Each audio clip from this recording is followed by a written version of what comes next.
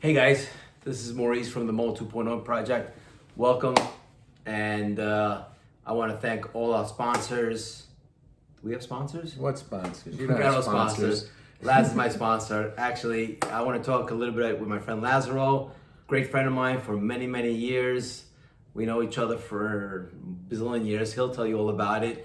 We know each other from the little neighborhood. And I'm grateful, thankful, appreciative to Laz for our friendship and everything I've gone through for the last couple of years. And he's been there for me in many, many, many ways.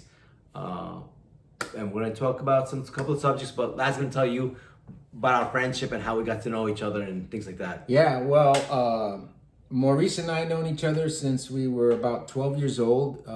We grew up in West New York, and during that time we played Pop Warner. It was a really amazing time. 12-year-old kids, we got to, probably the top 5 in the nation 2 years in a row.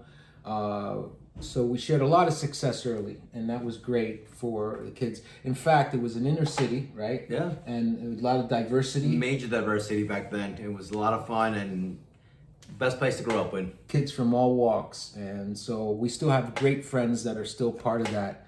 And so that was a beginning for us. We don't want to name any names, do we? No, let's keep the names out of it. We don't want to incriminate anyone.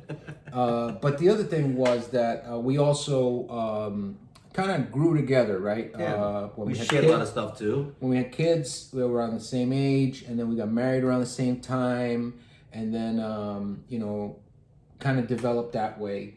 We all started going our different ways. I know I moved down to Florida and then came back to New Jersey. But, Mo was always there. So I haven't left. Yeah, no, Mo, actually No. he did leave.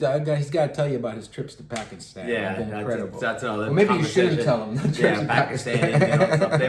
They may arrest me. Yeah. All right. But what did you want to talk about today, Mo? I wanted to talk a little bit about what change is about, manifesting, because things you've helped me in the past and still helping me in the process. This is actually, you are the original person who told me, hey, Maurice, do something about, your experiences, what you've gone through the last 2 years and do something positive. What happened to you didn't happen for no reason. Right. And pass it forward. And Right. I'd see a neuropsychologist, and the following week she told me exactly the same thing.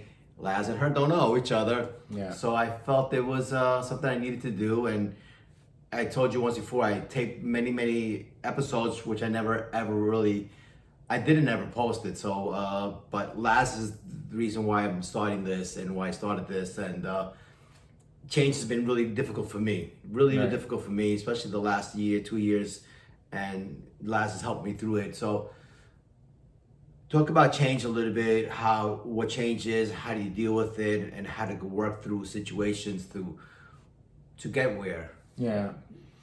Well, I think, so change is a lot of things, right? Change is stress. Change is constant.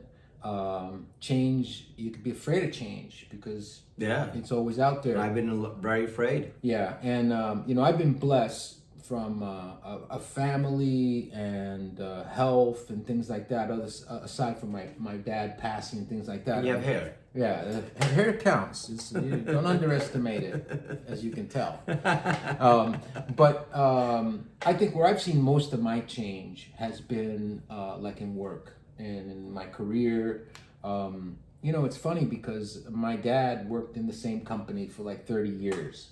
And he retired from that company, and it was That's the way it was back then, right? it was hard, and they did it, and they persevered. Both parents are immigrants. Actually, I'm an immigrant as much as he is, and life was a little different for us, especially our parents. Yeah. Our parents, went through different struggles. Our parents were, factory workers. They were blue collar folks. They were always trying to do the best for us. But career wise for me, it's always been a lot of change because first of all, I work in the tech industry. So if you think about what technology was, 10 years ago, don't even imagine what it was 40 years ago, and that's how long I've But been how'd you at. get in the tech industry? What drove you to get that point? It's back to our high school, and we went to Memorial High School in West New York, and I remember the last year when I was a senior, maybe even the junior senior time frame. That's when the PCs were being introduced. Yeah. Wow, PCs at we the had school. computers back then. So No cell phones. yeah, and so we had a computer science class, and the teacher of that class had 4 Apple computers. What's his name? Mr. Scheim. Okay. And then the other teacher in the physics class, Mr. Amara. Mr. Amara, yeah, of course. He had the TRS-80s, the Radio Shack computers. Exactly. Right? So it was like this TRS-80 versus Mac, and you know who won? Apple, and you know who won.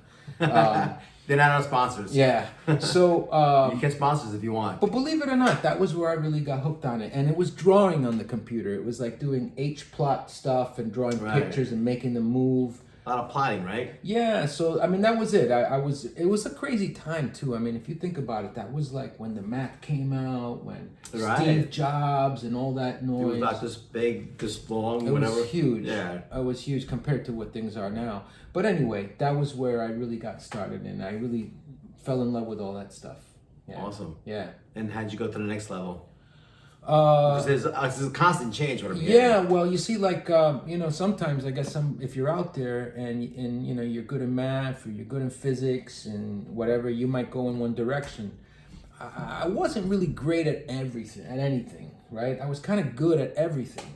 So I had... but nothing really stood out in the sense like, I'm perfect at this. Well, so, like, for instance, in school, I was class artist. Right. There were better artists than myself in that class. Some people who were astounding.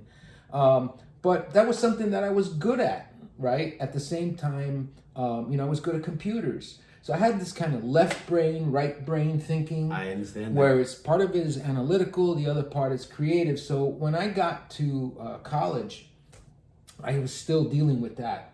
Do I want to be... It's challenging, and that challenge between one and the other must have been difficult for you. Yeah, it was. But again, because I was involved in computers, it was really easy for me to find work and do things. And I literally started working with my dad in the factory where he worked because it was close to Rutgers in New Brunswick. And so I would work and go to class, and then I got involved in ROTC and things like that, just wanting to be part of something. But before long, I ended up leaving school.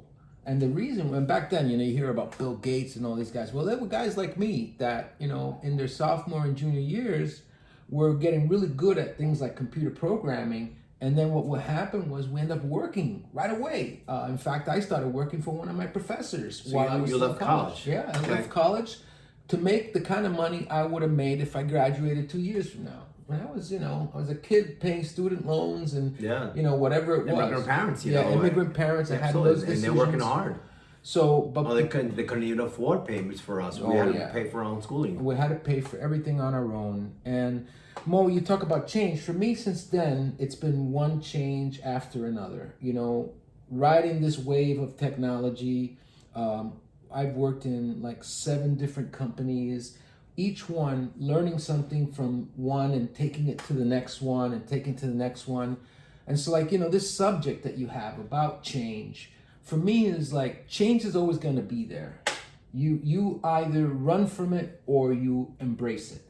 If you embrace it, then you find your way around it. So how do you embrace it? By accepting it. Okay. If I know something's going to happen, like here's something that, little career tips, right? Some of you might find something happening where you work, right? Companies being sold, my department's getting changed. You've been through that many times. I'm going to be doing something else and I'm not sure about it. Let me tell you something. First of all, there's only 3 reasons people don't accept change. Number 1, they don't like the person who's telling them things are going to change, right? Mm-hmm. They don't like the change itself. So they don't want to change, or they don't understand the change, right?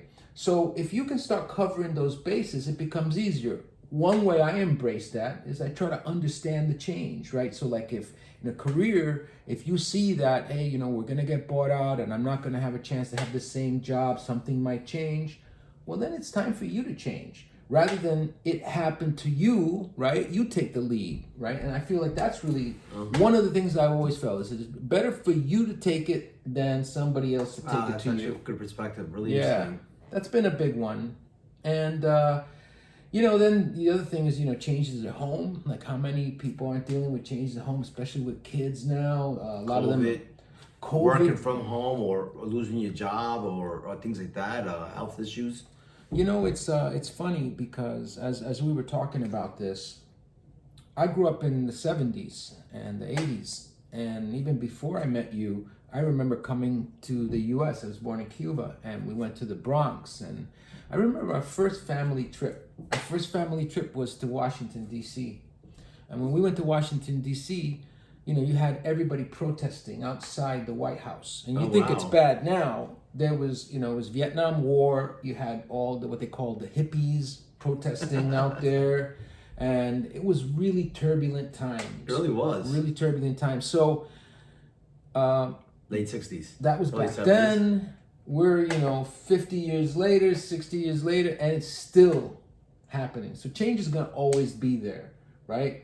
I think you have to say, what does it mean to me, right? How am I going to navigate it? I think that's the best things that I think you got to think to adapt to it. So what can people do from your experience in dealing with change? Because, change is hard for a lot of people. It's been really difficult for me, to be honest with you. I had a hard time. Let me explain to you a little bit without going into major detail. As some of you know, I've had a really, really bad situation happen to me, an accident a couple of years, 2 years ago. And this change has been really difficult for me. In one of my videos, I talk about my speech. I've had a hard time, and sometimes it comes, sometimes it doesn't, it doesn't come, but whatever. And I deal with that. I manage it every day. Sometimes my brain doesn't work too well. And that was hard for me to think, what is wrong with me? But there's really nothing wrong with me. No. And I had to learn how to deal with that change continuously. And it's been challenging. I don't never use the word hard, because it's challenge. I step up to the challenge. We grew up, we were always challenged. But our friends against each other, our neighbors against other towns. Yeah. We challenge each other. Competitive spirit. Yeah, competitive spirit, correct, exactly. Yeah. But yeah, I guess there's so much going on there. There's so much interference. I think you have to be naturally curious. You have to be naturally curious about things so that you could learn more about them, so that you can inform yourself and not rely on others to tell you what's happening. I really don't like this whole group think where everybody just kind of comes up with one way of thinking and everybody just follows. I hate that. I think that you have to kind of bring it down to yourself. Like, for instance, you talk about the situation in the world today, and, there's a really strong job market, that the prices are going through the roof, and people are wondering what's going to happen next, right? Well, you know what? If it's a really strong job market, and you're not so happy where you are, then this might be the time for you to find out what you're going to do for the rest of your life. This might be your opportunity. So change is coming. So it's like I said, get ready for it. Understand it. Find out. So is fear part of the change that people have to deal with? Yeah, fear, doubt, and uncertainty, right? And you learn to adapt then, right? It's gonna happen one way or another. So I think you have to become resilient, and you become resilient by, remember, you don't like who's giving you the information, you don't like to change, or you don't understand the change. So understand what that change is, right? Spend your time and try to figure it out. Hey, if the job market is strong, what's it like in my field? Or, how about if I want to start that business that I've always wanted to start? Yeah. Does that mean that it's a good job opportunity for that kind of business, or am I making a leap here? And this all goes into not only a career, but a personal situation, whether it be relationship-wise, what people in your life or you don't want in your life, or how do you make a change? And you need to make that change. We all need to make the change somehow or another. I mean, I had to do a lot of adjustment, and I'm still going through a lot of adjustment. And again, I'm grateful, thankful for a person like Laz to help me through the process, and my many other friends and family members help me through the process. But we are going to be constantly changing, because we're growing. That's right. And we have to adapt. Absolutely. Absolutely, you got to keep moving. You got to keep spirited. You got to keep thinking. Listen, I had a situation Last talking about a career. Mine was very physical, mental, emotional. It turns out to be an emotional thing. People go through many, many things, change through some kind of weight increase, decrease, whether you're, you know, you have Family. family, death, or whatever, relationships, or, you know, addiction, things like that. And we have to constantly change and be positive, move in the right way for not only ourselves and help each other, but for the people around us. And that's really big. So the other subject I wanted to talk to you about is, which you told me great many years ago, about visualizing your goals and manifesting them. And I remember you talking to me about this years ago when I was going into my first business, one of my businesses many years ago before the bubble burst. And we used to talk to me about it constantly all the time. Tell me a little about what is manifesting for you, visualizing your goals, and then how do you work with it? How does it work for you, and how do you make things happen for yourself? Yeah. I mean, you know, ideas, right? Dreams. They're a dime a dozen. You could believe you're whoever you want to believe, and I'm Superman. right, and you could dream about it, right? No, it doesn't cost a penny. It's making it happen. That Working is for it, right? all the hard part that comes with it. So, but I think that those ideas and those dreams, they have to stay big, right? I was, you know. So you think big, dream big? Well, you know what? It's where we came from, right? Where we came from, I almost felt like there was. It was really easy to feel like you're not entitled to dream big, right? Because you're from here. And I always looked at it a little bit differently. I always got a little pissed off about it because I figured if somebody could dream big, why couldn't I, right? And Interesting. And the more I ran into people that were successful, I always said to myself, how could I do that? Or, you know, how would I approach that? Right. And so there was this little burning fire inside that always challenged me to kind of do Yeah, that. that word challenge. Yeah. But you know, so I would say the big part is like you have to dream big. You have to see yourself doing it. You have to see yourself delivering that talk in front of an audience. And you've done that. You've been a speaker for the jobs you've been to, and so that's gotta be. I would be scared, challenged. I mean, to speak in front of other people. This is okay with me right now because nobody's here. Yeah. No, but you want to know. Going back to our beginnings, right? You know, we had a class in Memorial that was called public speaking. Oh, I didn't take that. And the teacher for that class was Mrs. Jordan. Now, Mrs. Jordan, at the time, she was elderly. So she must have been in her late 60s or something when she was our teacher. But she was amazing in terms of speaking and projecting and communicating. And I was the shyest guy in the world. Like one-on-one, I was great. But in front of anybody, I was too shy. He doesn't do karaoke though. No karaoke, I'm suck at that. But here's what we used to do at Mrs. Jordan. First of all, for some reason, all the prettiest girls went to that class. So I cannot tell you that was the motivator. The motivator. Yeah. Oh, okay. But I also took French, so anyway. So Miss Jordan, every day you had to get up and you had to do a speech. Every day of class, everybody in the class had to get up and do a speech. And then for the final project, you had to do like a show and tell. And I teamed up with a buddy of mine in the class, and he worked at White Castles. So he bought the White Castle stuff, and we used to go camping back then. Burgers. And I brought up a little Coleman stove, and we cooked White Castle hamburger in Memorial for the people in our class, and it was awesome. And then she let me take that class again for credit.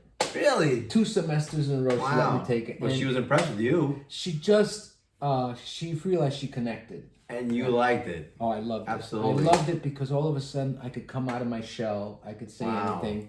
So that's what got me like unafraid to say and do things. But still no karaoke. Karaoke's not that easy, man. Let me tell you.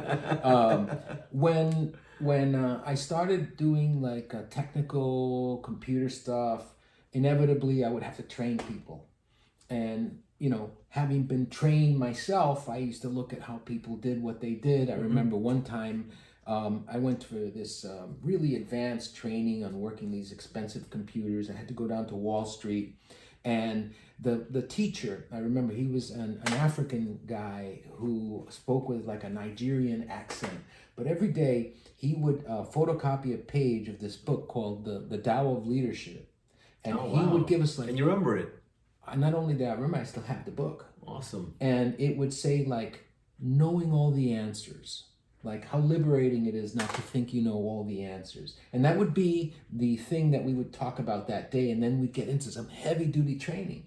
So I used to get all these little tidbits of how people did things. And then when it was my turn, like either to do workshop training or stuff like that, it became easy.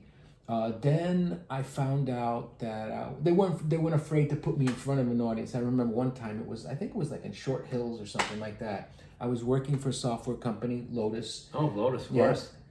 And I was like... spreadsheets and everything. Spreadsheets, teaching people how to do all this stuff. Lotus Notes. And Lotus Notes. And then what happened was that they had a big event at a hotel. And it was like a workshop and the executive, it was up in Short Hills. And like they had planned a 1.5 hour how-to session on Lotus Notes. But nobody had gotten somebody to do it. And then they just plucked me out. And for an hour and a half in Short Hills, I was teaching people how to do this stuff. And there was like maybe 200 people in the audience. Yeah, no choice in a way. I was 28, Wow. 29 years old, right? So from there, it got... Actually, the groups were always smaller because then I started rising inside software companies. I became a manager, an area manager, a regional manager, a VP. My biggest thing was what's happening? Your frame. Oh, my biggest thing was I wanted to work in Latin America. So being bilingual, I always felt that I could use my language skills to go down to Latin America and teach them about new advances in computers and things like that. And so it was one of those things, as like you said, how do you get to that? I saw myself doing that. And it wasn't until I saw like on a stage in Buenos Aires or in Sao Paulo or in Mexico, speaking to 200 to 500, talking to them about stuff, didn't faze me. Amazing. It's amazing. Dude, to tell you the truth, I couldn't believe it either, but it just did it. Wow. Right? It's like, okay, so remember, I used to punch a clock in a factory, right? So when you punch a clock in a factory, they know when you go in and when you go out. And these guys were paying me a lot more money just to go stand there and talk. Are you kidding me? That was from a kid from West New York? Yeah, right. Come on. I think the biggest one was finally, I remember I was in Las Vegas or Arizona, one of those two cities in Phoenix, and we were doing a big conference. And the conference was there was about 3,000 people in the audience. And so, presenting in front of 10 people, 20 people. Oh my gosh. But when you present in front of 3,000 people, first of all, the stage is about half the size of a football field, Oh my right? gosh. And you're walking back and forth, and all your gestures have to be big. So you have to present it to the whole group, not just one individual. Totally. And you know what? Your face is up on the screen in a giant jumbotron kind of thing. I saw one of the pictures you sent me one time. Wow. So but here's what: for all of those things, there's people who show you how to do it. There's people who train you. And like if somebody said to you, so when you didn't know how to do something, did you ask for help, or you or did you learn it as we went along? What was your process? I sought it. If it wasn't there for me, I looked for it. Awesome. It was, it's like we said before. If you can envision yourself doing this, you have to then get there. Part 2 is the execution. You can't just want to be the person who does that. To you. You gotta go for it. You have to figure it out. So one of the things that I've always heard, and I was really lucky, I heard this from someone early on in my career. A guy was really boring, but it was one of those people who you knew you could get something from. He said, plan your work and work your plan. Just like simple as that. Simple as that. And that meant the world to you. It really did, because then I said, like, if I want to go from A to B, I have to do these things, these 5 things. And then I say to myself, okay, now it becomes, how do I do thing number 1, thing number 2, thing number 3? So it's almost like you plan it out, but then you work those steps, right? So plan your work your plan. That has been, dude, that's the golden goose for me. Because Awesome. I am so lazy. I'm a procrastinator, believe it or not. You know, I have a lot of energy, but that stuff keeps Energy me. he has. Yeah, that stuff keeps me going. I mean, that's the rule book for me. Awesome. And that manifests to many situations. And that's just not a business thing. It manifests into to developing your life or changing your life or dealing with changes. But we all go through so many things in our lives, and it's not about me, but it's about all of us. How we have to manifest something, but we have to work at it. And Laz is helping me, to be honest with you. This is really about me. He's a great friend, but he's helping me go through all these manifestations and how to achieve it and how to get to that point. And I'm not talking about business, and it's a person, it's more my recovery. Right. I remember having the conversation with you because I had to see myself on stage speaking to these audiences and doing these things, right? And I almost became a voice for you to say, I almost see you doing that. Absolutely. Right? And and then you have to think about, well, what stage? What audience? We talked about schools, we talked about different things. We different talked about stages. what you went through. Yeah. And quite often. And how that is a story that needs to be told to others.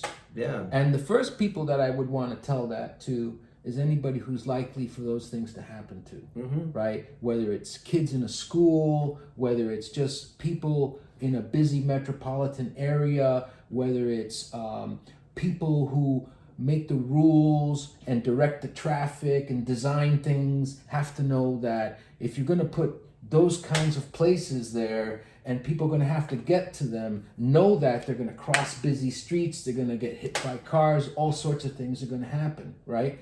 And so there's a big audience out there that's not just high school kids, but I almost said to you, I see you first, maybe, in front of a school, talking to those kids, telling them your story, right? And then projecting that onto a bigger stage and, you took me through the steps the way you envisioned it, which is great. And it's the plan, right? Yeah, no, and then you got to work that. It's still plan. a plan. Yeah. It's still a plan. I just have to get there. Fear has always been a situation. Sure. My recovery has been challenging, and right. I'm getting there. And this is one of my avenues to get me through my recovery. And I'm hoping that you said pass it forward. That's still right. Pass it forward. Absolutely. So I want to be able to. If I can, like I've said to you guys once before, if I can reach one individual, I'm a success, and Laz has been, helping me through my success. Yeah. So this is not an easy trip you're on. I think that there's a lot of things that we talked about that are going to be helpful, not just to you, but to other folks. But look, you got to see yourself doing it. Yeah. Right? Or else, it's sometimes I'm kind of advocating for us to trigger the change.